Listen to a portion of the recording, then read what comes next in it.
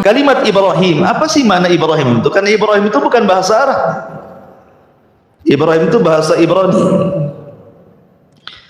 Ada yang mengatakan Ibrahim itu artinya Abul Umam, bapaknya umat ini. Ada yang mengatakan Ibrahim itu Abu Ar-Rahim, bapaknya Ar-Rahim, yang memiliki kelembutan, karena dia orang yang pertama menjamu tamu dalam sejarah. Ada juga yang mengatakan makna Ibrahim itu artinya Abu Ar-Rafi, Bapa yang maha tinggi. Kita mengenal Ibrahim memang tidak ada dalam Al-Quran atau Sunnah Nabi SAW sejarah Ibrahim itu, kapan waktunya, bagaimana beliau besarnya, itu tidak dijelaskan. Tapi kita akan coba merunut Al-Quranul Karim dengan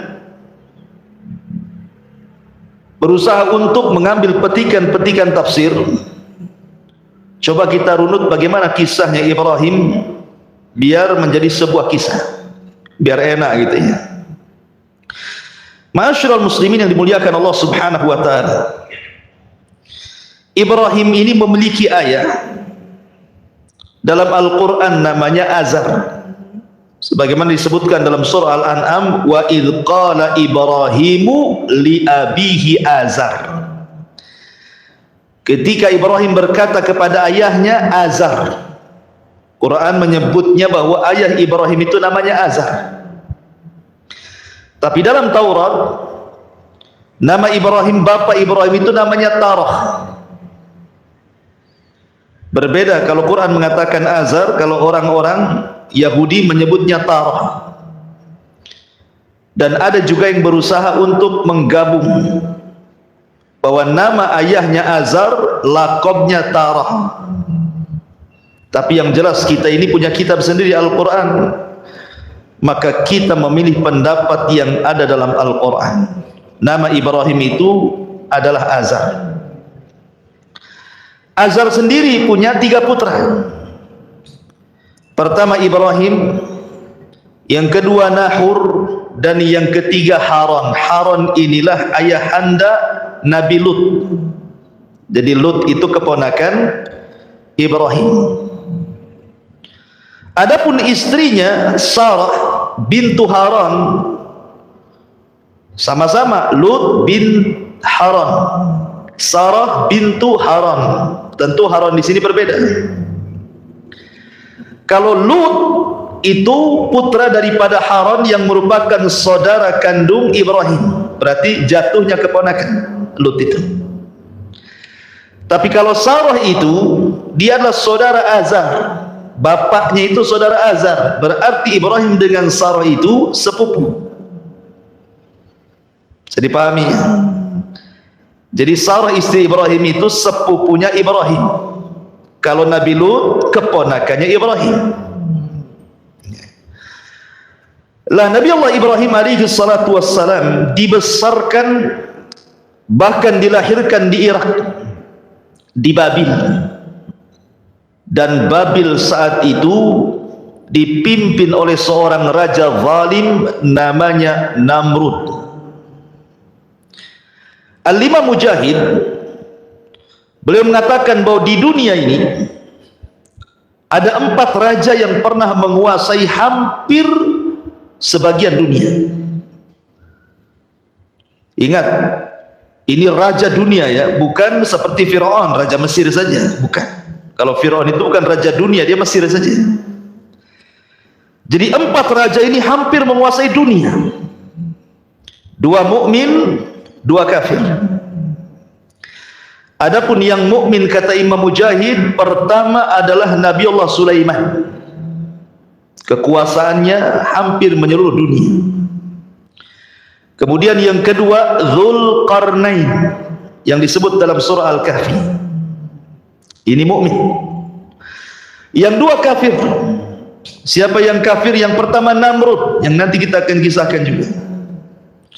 Kemudian yang kedua Bukhtun Nasr, yang pernah membumi hanguskan Palestina dan membantai orang-orang Yahudi di zaman itu. Lah Ibrahim ini hidup di zaman Namrud. Dan kalau antum mendengar kisah Namrud, dialah manusia yang pertama kali bekerja sama dengan syaitan, dengan iblis, dan dia yang membunuh bapaknya. Jadi bapaknya dibunuh oleh Namrud karena kerjasama dengan iblis untuk mengambil kekuasaannya. Jadilah Namrud raja dunia dan tidak pernah dikalahkan, karena dalam riwayat Ismailiyat itu, Israiliyat, Namrud ini orang yang pertama kali mempelajari sihir kepada iblis. Walaupun ini perselisihan panjang para ulama, karena Al-Quran menyebutnya ada kisah Harut Marut. Tentu panjang lagi kisahnya dan banyak perselisihan ulama di sini. Ma'asyiral muslimin yang dimuliakan Allah Subhanahu wa taala. La Ibrahim dilahirkan di Babil, di Irak. Dan kala itu kaumnya adalah para penyembah berhala.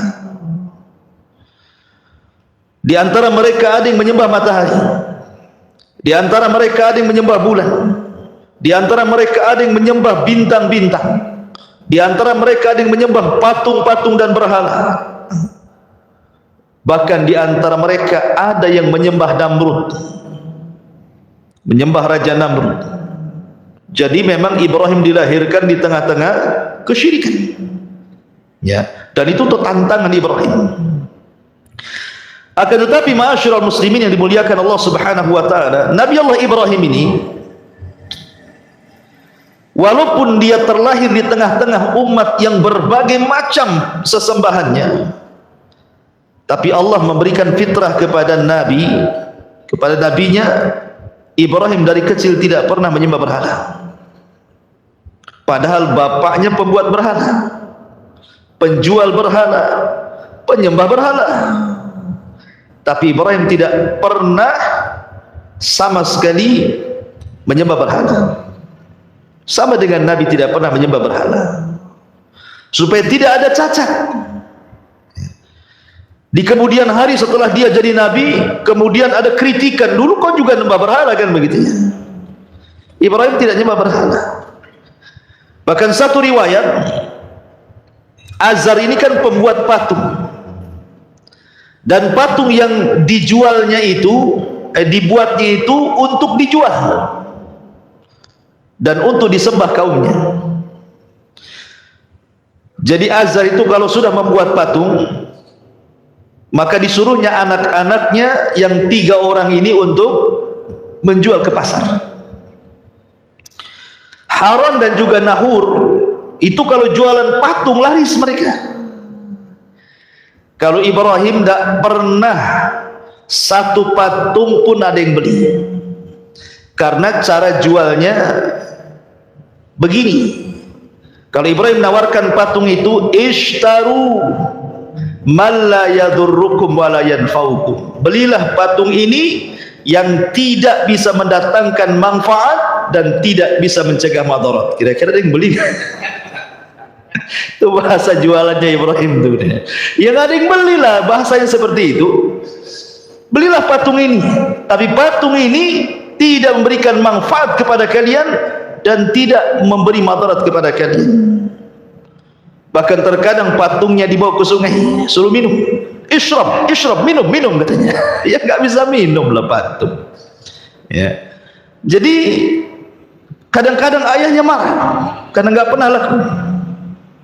Jadi dari kecil saja fitrahnya itu sudah menolak berhala Ibrahim itu.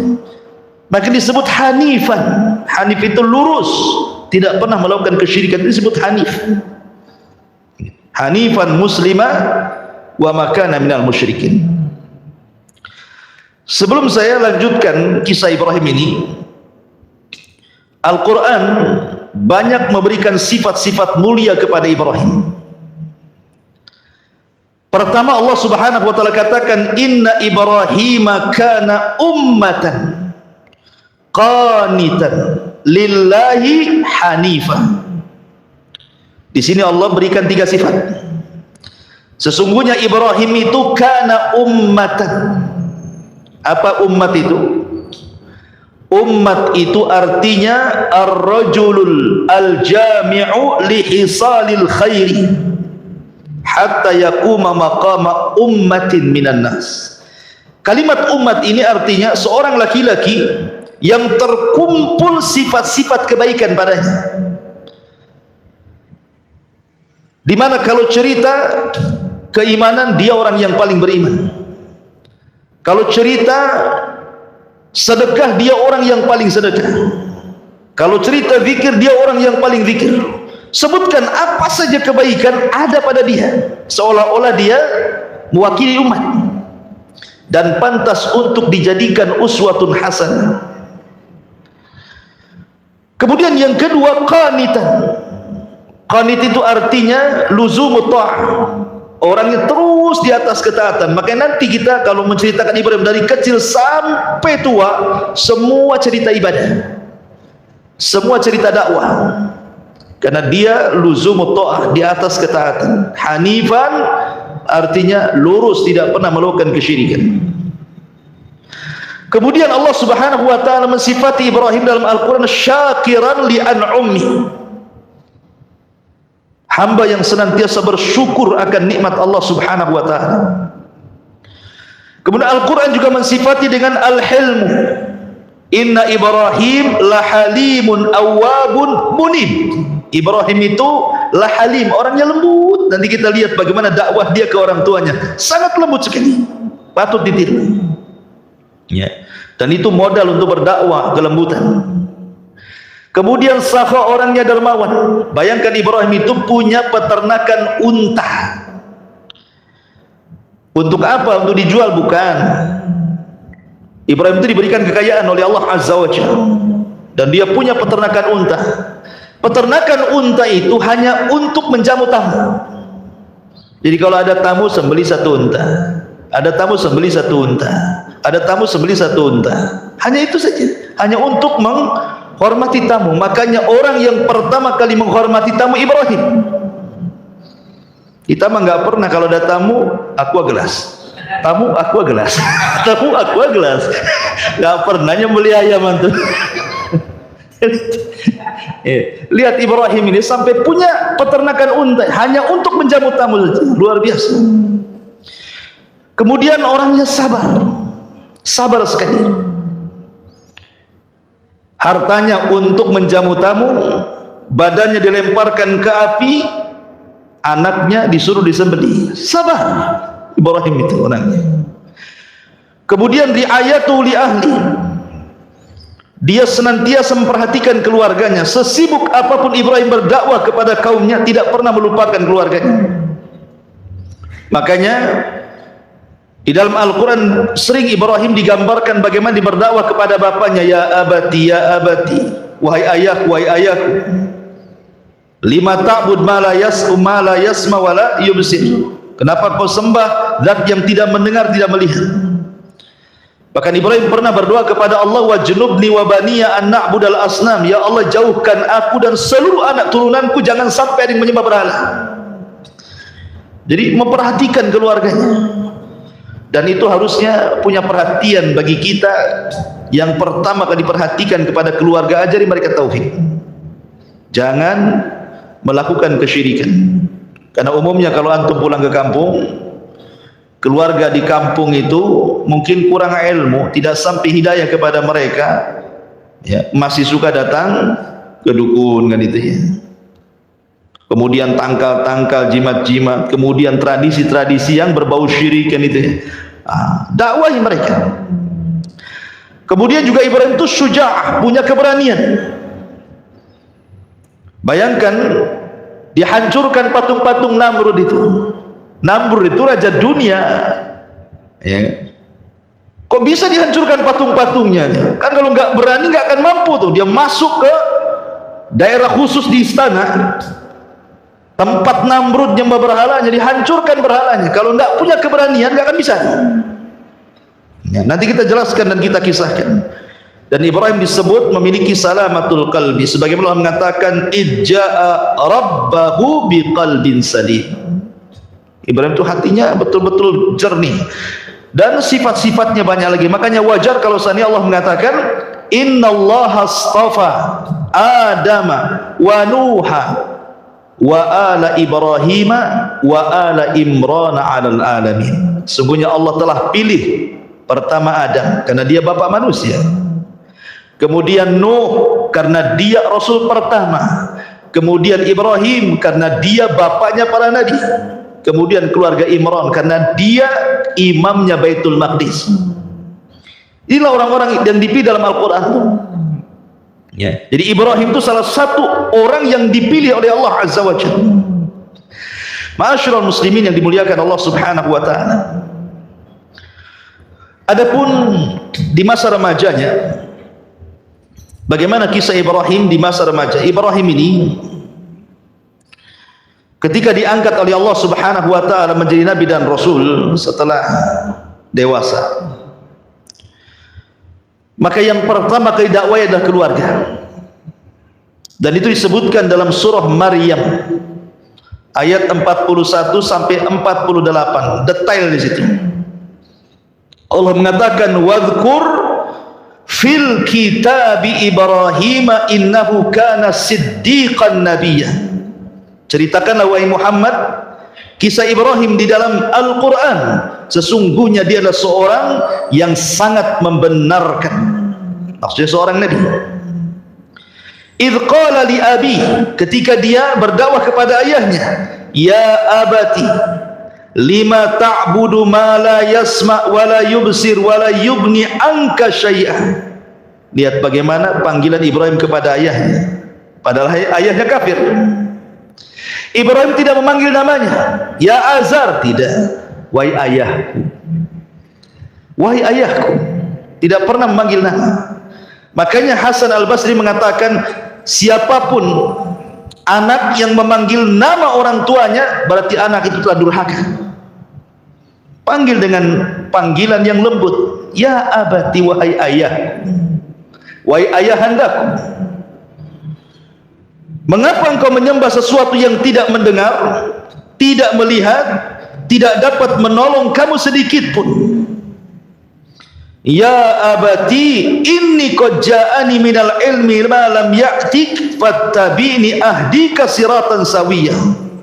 Wahai ayahku, sesungguhnya telah sampai kepadaku sebagian ilmu yang tidak diberikan kepadamu, ikuti aku, niscaya aku akan menunjukkan kepadamu jalan yang lurus.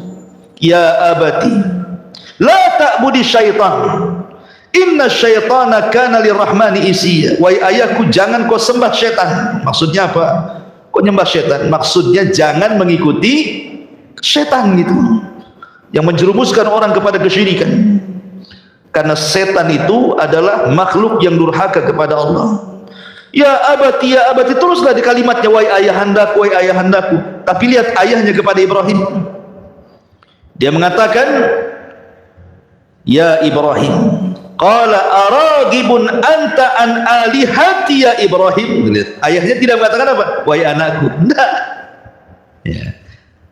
Dia mengatakan wahai Ibrahim, bencikah kau kepada Tuhan-Tuhanku? Azar tidak mengatakan wahai anakku, bencikah kau kepada Tuhan-Tuhanku, tidak, tapi menyebut namanya. Menunjukkan orang kafir itu keras hatinya, tidak punya kelembutan. Orang kafir itu keras hatinya, makanya tidak menyebut wahai anakku kan itu. Harusnya kan Ibrahim sudah, bagaimana dia lembutnya kepada ayahnya kan, wahai ayahku. Ayahnya tidak mengatakan wahai anakku, tidak, hei Ibrahim. Ulah, beda.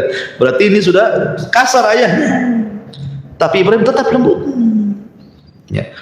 Bahkan ketika ayahnya mengatakan, la illam tantahi la arjumannaka wahjurni maliyah. Kata bapaknya, hai Ibrahim, kalau seandainya kau tidak berhenti dari dakwahmu, pasti engkau akan kurajam. Kemudian aku akan tinggalkan dirimu, pergi kau selama-lamanya. Diusir, bahkan diancam raja. Tapi Ibrahim tetap lembut kepada ayahnya. Qala salamun alayka sa'astaghfiru laka rabbi innahu kana bi khafiyya. Ibrahim mengatakan, semoga keselamatan dilimpahkan kepadamu wahai ayahku, aku akan tetap memohonkan ampun bagimu kepada Tuhanku, sesungguhnya dia sangat baik kepadaku. Walaupun ayahnya keras hati, Ibrahim tetap lembut. Harusnya seperti itu seorang anak kepada orang tua. Terkadang antum diuji oleh orang tua yang memang awam kan itu ya, tidak punya pendidikan agama.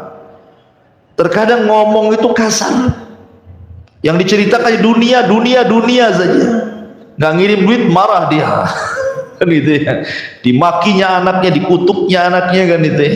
Tak jarang orang tua seperti itu.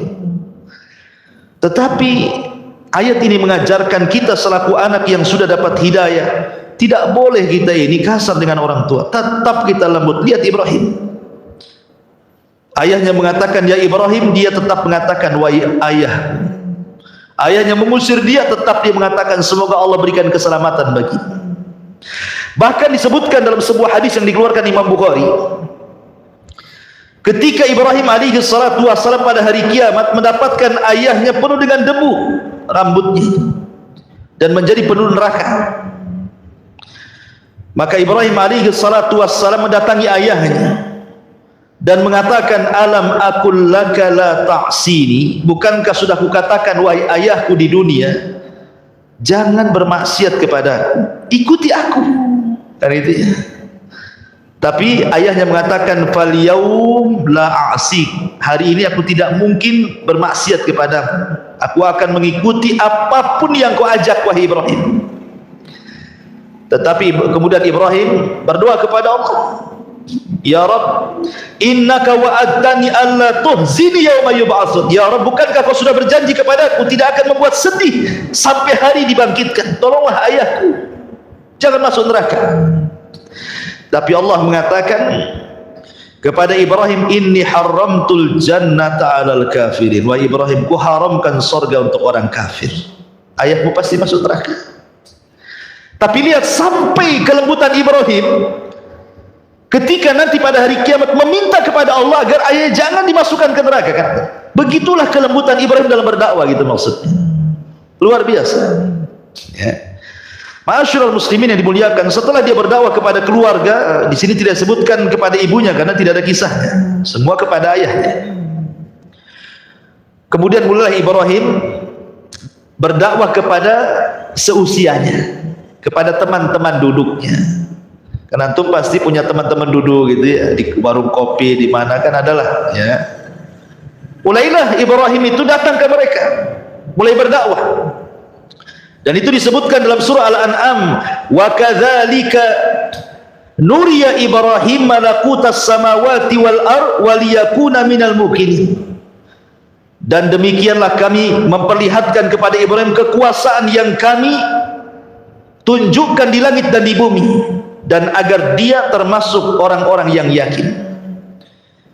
Ketika datang malam, Ibrahim kumpul dengan kawan-kawannya, khusus para penyembah bintang. Datang dia ngobrol, ya kan? Kemudian setelah melihat bintang, kata Ibrahim, hadza rabbi. Oh, boleh jadi bintang itu Tuhan kita. Wah, senang kawan-kawannya. Seolah-olah Ibrahim pro dengan mereka, gitu ya, mengakui ketuhanannya. Karena selama ini mereka tahu Ibrahim itu keras orangnya. Oh, Ibrahim sudah mengakui bahwa bintang Tuhan kita. Terus Ibrahim ngobrol sampai pagi. Tiba-tiba bintangnya hilang. Apa kata Ibrahim? Qala la uhibbul afilin. Aku tidak suka Tuhan yang suka tenggelam, suka muncul. Kok Tuhan kadang-kadang tenggelam, kadang-kadang muncul? Itu Tuhan apa katanya? Nggak jadi, kecewa lah kawan-kawannya ini. Ya. Kemudian besoknya dia datang lagi ke orang-orang seusia dia, khusus para penyembah matahari, para penyembah bulan. Ngomong gitu juga ketika melihat bulan, oh jangan-jangan itu Tuhan kita semua. Ini umat yang nyembah bulan senang, oh Ibrahim sudah tobat, mengakui bulan itu Tuhan kita katanya. Terus Ibrahim ngobrol sampai pagi. Tiba-tiba bulannya hilang juga. Apa kata Ibrahim? Falamma afala qala la in lam yahdini rabbi la akunanna minal qaumidz zalim. Aku tidak suka lah Tuhan ini kadang muncul kadang tenggelam. Sungguh jika Tuhanku tidak memberikan petunjuk kepadaku, niscaya aku termasuk orang-orang sesat. Sama juga bulan dengan bintang, muncul lagi tenggelam lagi, muncul lagi tenggelam lagi. Tuhan apa ini katanya? Kemudian setelah itu Ibrahim datang kepada umat khusus para penyembah matahari. Kemudian setelah melihat matahari, dia sedang ngobrol-ngobrol dengan para penyembah matahari dan mengatakan, "Hada Rabbi hada akbar." Oh, mungkin ini Tuhan yang benar, lebih besar dibandingkan matahari dan bulan dan juga bintang. Ini lebih besar. Jangan-jangan ini Tuhan kita. Oh, senang para penyembah matahari. Rupanya Ibrahim terus ngobrol sampai sore. Matahari pun tenggelam. Gimana Tuhan ini semuanya muncul tenggelam katanya. Maka Ibrahim mengatakan, qala ya qaumi inni bari'um mimma tusyriku. Wahai kaumku, aku berlepas diri dari kalian, dari kesyirikan yang kalian lakukan. Aku tidak akan nyembah Tuhan yang kalian sembah. Ibrahim seperti ini bukan berarti Ibrahim sedang cari Tuhan. Ibrahim ini konteksnya sedang berdakwah. Dia tahu Tuhannya Allah, tapi dia ingin berhujah kepada orang-orang yang menyembah bintang, menyembah bulan dan menyembah matahari, bahwa yang kalian sembah itu tidak benar, gitu maksudnya. Makanya Ibrahim masuk ke wilayah mereka, masuk ke wilayah sini, masuk ke wilayah sini, maksudnya kan seolah-olah Ibrahim itu bagian dari mereka untuk berhujah kepada mereka bahwa bintang, bulan, matahari itu bukan Tuhan. Makanya Allah mengatakan dalam surah Fussilat ayat 37, wa min ayatihil lailu wan nahar wasyamsu wal qamar la tasjudu lisyamsi wala lil qamar wasjudu lillahilladzi khalaqahunna in kuntum iyyahu ta'budun. Dan dari tanda-tanda kuasa Allah ada malam, ada siang, ada matahari, ada bulan. Jangan kalian sembah matahari, jangan kalian sembah bulan, sembahlah Allah yang menciptakan itu semuanya kalau kalian betul-betul beribadah kepada Allah. Selesai berdakwah kepada yang seusianya, mulailah Ibrahim berdakwah kepada kaum secara keseluruhan, kaum Kaldania. Allah Subhanahu wa taala berfirman dalam surah Al-Ankabut 16 sampai 18. Wa Ibrahim idh qala liqaumihi u'budullaha wattaquh dzalikum khairul lakum in kuntum ta'lamun innama ta'buduna min dunillah awthanan wa takhluquna ifkan innal ladzina ta'buduna min dunillah la yamlikuna lakum rizqan fabtaghu indallahi rizq wa'buduhu washkuru lahu ilaihi turja'un wa in tukadzibu faqad kadzdzaba umamum min qablikum wa ma'alar rasuli illal balagul mubin. Dan ingatlah ketika Ibrahim berkata kepada kaumnya, sembahlah Allah, bertakwalah kalian kepada Allah, yang demikian itu lebih baik bagi kalian. Jika kamu mengetahui sesungguhnya yang kamu sembah selain daripada Allah itu hanyalah berhala-berhala, batu-batu, pohon-pohon saja, dan kamu membuat kebohongan seolah-olah mereka Tuhan. Sesungguhnya apa yang kalian sembah selain Allah itu tidak mampu memberikan rizki kepadamu, maka mintalah rizki kepada Allah, sembahlah Dia, bersyukurlah kepada Allah, hanya kepadanya kamu akan dikembalikan. Ibrahim mengatakan, Tuhan yang kalian sembah itu loh nggak dapat rizki. Bahkan disebutkan dalam ayat, seandainya nih ada lalat mengambil satu butir nasi sesajen untuk berhala, berhala itu tidak akan sanggup mengambilnya. Satu butir nasi yang diambil lalat kemudian pergi, berhala tidak akan bisa merebutnya. Nggak percaya, coba aja. Antum kasih sesajen untuk berhala itu, ambil satu nasi, antum pergi, dikejar nggak antum? Kalau dikejar hati-hati. Yeah. Masyarul muslimin yang dimuliakan Allah Azza wa Jalla, Ibrahim pakai logika itu, berdakwah dengan logika dia kan. Tuhan mulu tidak ada manfaatnya, tidak ada madarat, nggak mendatangkan madarat juga, nggak bisa mendatangkan rizki, ngapain disembah? Masyarul muslimin yang dimuliakan Allah Subhanahu wa taala, Kemudian setelah Ibrahim berdakwah kepada ayahnya, kepada seusianya, kemudian kepada kaumnya secara keseluruhan, mulailah Ibrahim berdakwah kepada Namrud, kepada raja. Ingat, dalam syariat kita, afdalul jihad kalimatul haq inda sultanil jair. Seutama-utama jihad itu kalimat yang Anda lontarkan dari kalimat kebenaran kepada pemerintah yang zalim, kepada penguasa yang zalim. Karena kalau kita menyampaikan kebenaran kepada penguasa yang zalim itu risikonya besar, bisa ditangkap, dipenjara, dibunuh, kan gitu ya. Tetapi tentu dengan cara yang bijak. Tidak boleh menasihati pemerintah di hadapan panggung, di medsos, nggak boleh ya, itu akidah ahli sunnah. Tapi menasihati secara sembunyi-sembunyi kebenaran itu memang berat. Kalau tersinggung antum bisa kena pasal karet, kan itu, masuk antum, dimasukkan ke penjara, terkadang dihilangkan antum itu. Jadi Ibrahim ini betul-betul berdakwah kepada Namrud. Ketika Namrud ini membuat acara kerajaan, mungkin kalau di negeri kita ini Agustusan lah kan itu, karena kan dari dulu kan sistem kerajaan kan itu. Apa kata Namrud? Dibuatlah pesta besar di lapangan, istana kosong, ada semua ke lapangan, tumpah ruah di lapangan. Kata Ibrahim, tallahi, bersumpah dia, demi Allah, la akidanna asnamakum ba'da an tuwallu mudbirin. Sungguh aku akan melakukan tipu daya terhadap berhala-berhala kalian setelah kalian pergi meninggalkannya. Jadi ketika istana kosong, betul-betul kemudian ditinggalkan oleh pengurus-pengurus kerajaan dan juga Namrud, kan tumpah ruah di lapangan, Ibrahim masuklah ke dalam istana. Padahal sebelumnya Ibrahim ini pura-pura sakit, bapaknya ngajak Ibrahim, ayo ada acara tuh. Apa kata Ibrahim? Saya sedang sakit pak, kata. Inni maridtu, saya sedang sakit. Padahal Ibrahim sehat. Ini dusta pertama Ibrahim. Ibrahim itu pernah berdusta 3 kali. Sebab itulah dia tidak bisa berikan syafaat, karena dusta 3 kali ini. Tapi dusta bukan dusta kayak kita. Kalau dusta kayak kita beda gitu, antum jualan, itu antum dusta di situ. Ini dustanya untuk dakwah. Maka kata ayahnya, ayo pergi, kata Ibrahim, aku lagi sakit. Akhirnya pergi, tahu-tahu sembuh kan itu ya.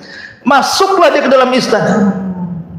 Faja'alahum judadan illa kabiran lahum. Maka Ibrahim menghancurkan semua berhala dalam ruangan itu, kecuali satu patung yang besar, dibiarkan tidak dihancurkan. Kemudian palunya diletakkan di lehernya. Ibrahim keluar ya. Zaman itu kan nggak ada CCTV masalahnya, kan nggak tahu siapa yang melakukan, ya kan. Namrud ketika selesai ulang tahun, masuk dia ke ruangan tempat berhalanya, kaget tidak kepalang, bagaimana semua berhalanya hancur kecuali satu. Kata Namrud, siapa yang melakukan ini? Maka diutuslah pasukan-pasukan mata-mata untuk mencari siapa pelakunya. Allah takdirkan, ketahuan pula. Kemudian dikatakan oleh mereka, sami'na fatan yadhkuruhum yuqalu lahu Ibrahim. Wahai raja, kami mendengar ada rupanya anak muda. Fatan, lihat bahasanya, anak muda. Ada anak muda yang melakukan ini terhadap Tuhan-Tuhan kita, namanya Ibrahim. Kata Namrud, tangkap Ibrahim itu. Maunya apa anak itu? Ditangkaplah Ibrahim, diinterogasi. Apa interogasinya? A'anta fa'alta bi alihatina ya Ibrahim. Hei Ibrahim, kau ya yang melakukan ini semua? Kata Ibrahim, kejahatan itu kalau harus dibuktikan kan harus ada 2 alat bukti. Ini dia kalau di negara kita ya. Mana buktinya? Baik saksi atau tertulis, katanya. Tak ada. Justru alat buktinya bukan ada pada saya. Kemudian menunjuk kepada patung. Sebenarnya yang melakukan bukan saya, itu loh yang melakukan. Lihat jarinya 1, 2, 3, 4 ngarah sama dia, jempolnya ngarah sama patung. Itu loh. Ini namanya tauriah. Ya. Jadi Ibrahim mengatakan, no, yang sana no, gitu maksudnya ya. Padahal ini jari nunjuk ke dia kan, tapi jempolnya nunjuk. Kenapa demikian tauriahnya? Karena kalau antum pegang palu pakai jempol saja tidak akan kuat, ya kan? Tapi kalau antum pegang palu dengan 4 jari pasti kuat. Itu kan, paham ya? Sebenarnya yang melakukan itu ini loh, jari-jari 4 ini, ya. Tapi jempolnya ditunjukkan ke patung, gitu maksudnya. Itulah patungnya. Buktinya, alat buktinya ada di situ. Tuh palunya gantung di situ, gitu maksudnya. Sebenarnya Ibrahim itu bukan hendak menghancurkan patung. Buat apa dihancurkan coba? Oh, bapaknya pembuat patung, nanti dibuat lagi, dihancurkan lagi, dibuat lagi, sampai kapan? Bukan itu maksud Ibrahim itu. Ibrahim itu ingin membuka otaknya Namrud dan orang-orang yang menyembah berhala. Kalau hanya sekedar menghancurkan patung, besok dibuat lagi, dihancurkan, dibuat lagi, sampai kapan kan itu? Bukan itu tujuan Ibrahim, bukan. Ibrahim itu ingin membuka akal mereka bahwa itu bukan sesembahan yang hak yang kalian sembah. Makanya lihat, perhatikan. Kemudian mereka mengatakan, ketika mereka mengatakan, farajau ila anfusihim faqalu annakum antum zalimun thumma nukisu ala ru'usihim laqad alimta ma haula'i yantikun. Lihat bahasa mereka. Maka mereka kembali kepada diri-diri mereka. Ketika Ibrahim menunjuk bahwa yang melakukan itu patung yang besar itu, maka mereka kembali kepada diri mereka sendiri, mulai sadar. Lalu mereka berkata kepada sesama mereka, sesungguhnya kamulah yang mendolimi diri-diri sendiri. Kemudian mereka menuduhkan kepada menundukkan kepala, lalu berkata, hei Ibrahim, pasti kamu tahu bahwa berhala-berhala itu tidak mungkin bicara. Kamu ngomong yang salah itu yang besar sana, kata kaumnya. Ya tidak mungkin lah saya nanya dia, gitu maksudnya bahasanya. Masa saya nanya dia, kamu sudah tahu dia nggak bisa bicara, katanya. Itu kan sebenarnya dari situ bantahan bagaimana? Loh, kalau sudah tidak bisa bicara, ngapain disembah, gitu maksudnya. Akhirnya qala Ibrahim mengatakan, afata'buduna min dunillahi ma la yanfa'ukum syai'an wa la yadurrukum uffil lakum wa lima ta'buduna min dunillahi afala ta'qilun. Kata Ibrahim, mengapa kamu menyembah sesuatu selain Allah yang tidak dapat memberi manfaat sedikit pun ataupun mendatangkan madarat? Celaka kalian, dan apa yang kalian sembah selain daripada Allah, mana akal kalian, kata Ibrahim. Ketika hujah mereka kalah, maka mereka tidak bisa berhujah kecuali dengan cara lain. Mereka tidak bisa berhujah lagi di hadapan Ibrahim. Ketika mereka tidak bisa hujah, apa kata mereka? Qalu harrikuhu wansuru alihatakum in kuntum fa'ilin. Maka serentak orang-orang mengatakan, bakar saja Ibrahim itu, bantu Tuhan-Tuhan kalian, katanya, kalau kalian betul-betul membela Tuhan kalian, katanya. Akhirnya kemudian Ibrahim pun diadili dan diputus harus dibakar. Akhirnya semua manusia dikumpulkan dalam satu lapangan, dan Raja Namrud meminta semua pasukan mencari kayu bakar. Bahkan setiap satu rumah harus membawa kayu bakar. Bayangkan, setiap rumah membawa kayu bakar. Setinggi apa tuh kayu bakarnya? Satu kota Batam setiap rumah bawa kayu bakar, taruh di Kuputri sana itu. Gak muat di Kuputri itu, kan itu ya. Dibakar sampai tinggi sekali tuh. Ibrahim belum dimasukkan supaya orang melihat, beginilah orang yang kurang ajar kepada Namrud bernasib sama dengan Ibrahim. Dibuatlah manjanik itu ketepel besar gitu, gitu ya. Jadi boleh ketepel taruh sini, Ibrahimnya lempar gitu. Dibuatnya ketepel, taruh di sini Ibrahim, kemudian disaksikan oleh orang banyak, dilempar betul-betul ke dalam lautan api itu. Di tengah tengah antara ketepel dan api itu datang malaikat. Malaikat menawarkan pertolongannya. Jibril, Mikail, semua, bahkan Mikail menawarkan hujan biar padam tuh api itu.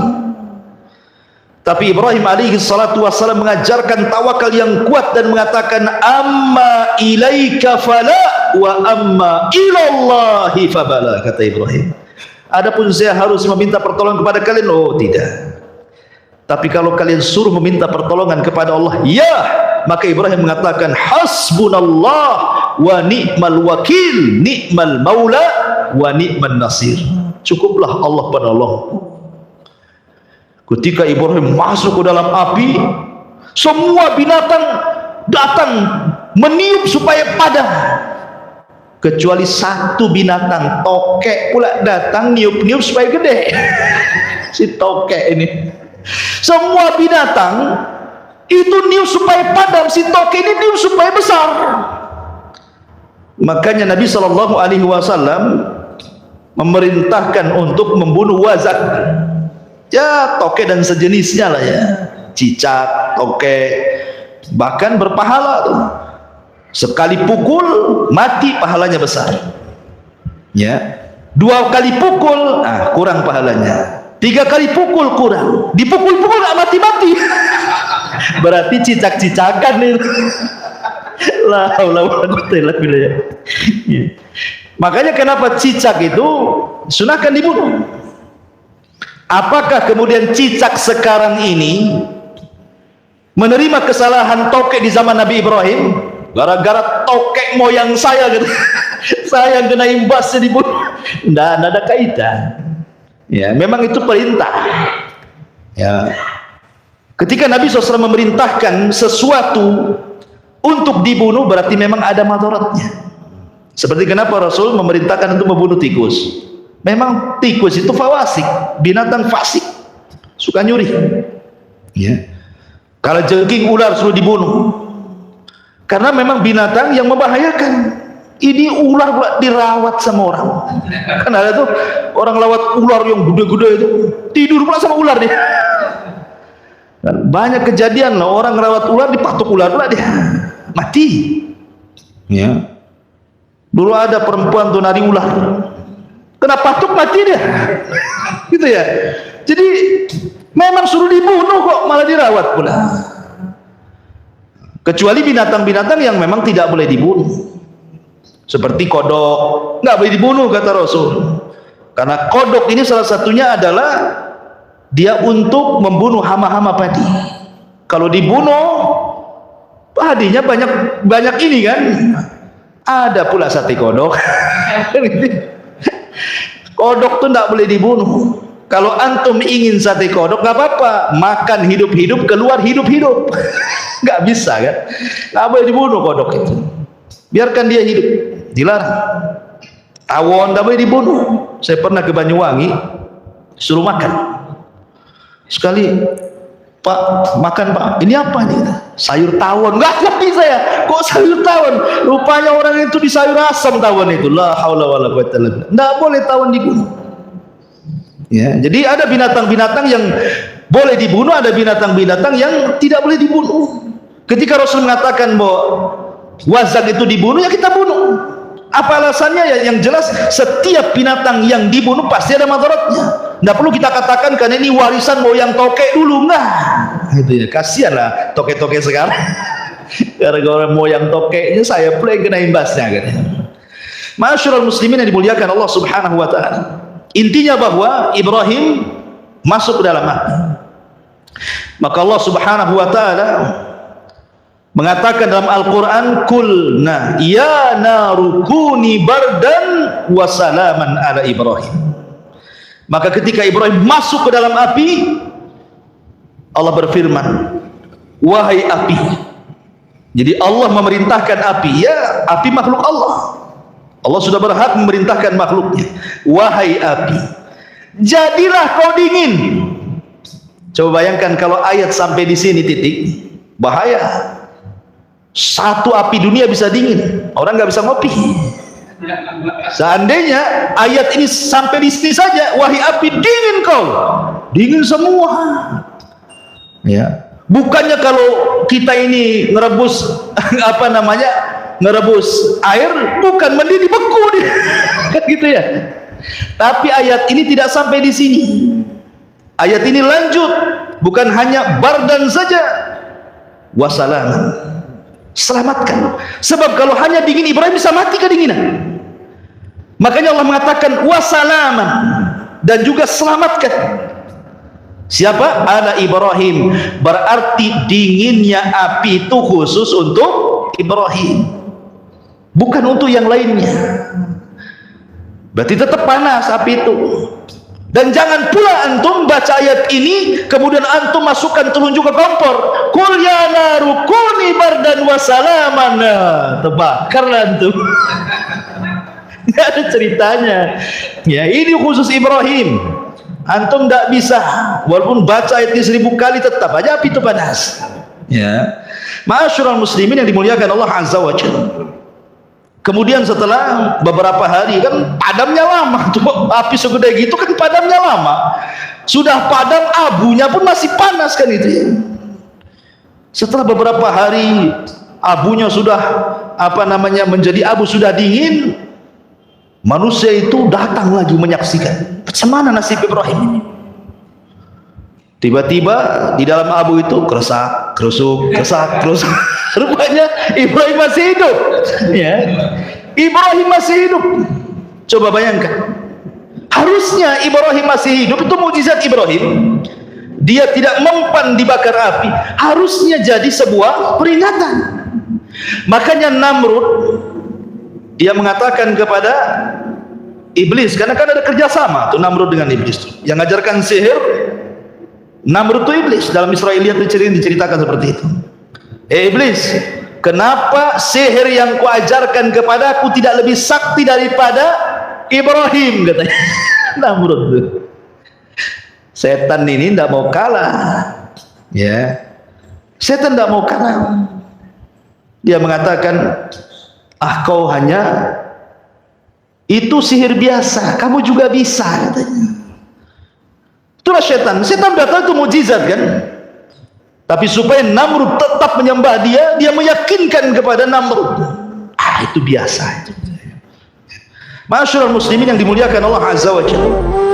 Lah dari peristiwa inilah Ibrahim alaihi salatu wassalam sudah tidak kuat lagi berdakwah di daerah Kaldanium, di Babil, di Irak, dan habis harus hijrah.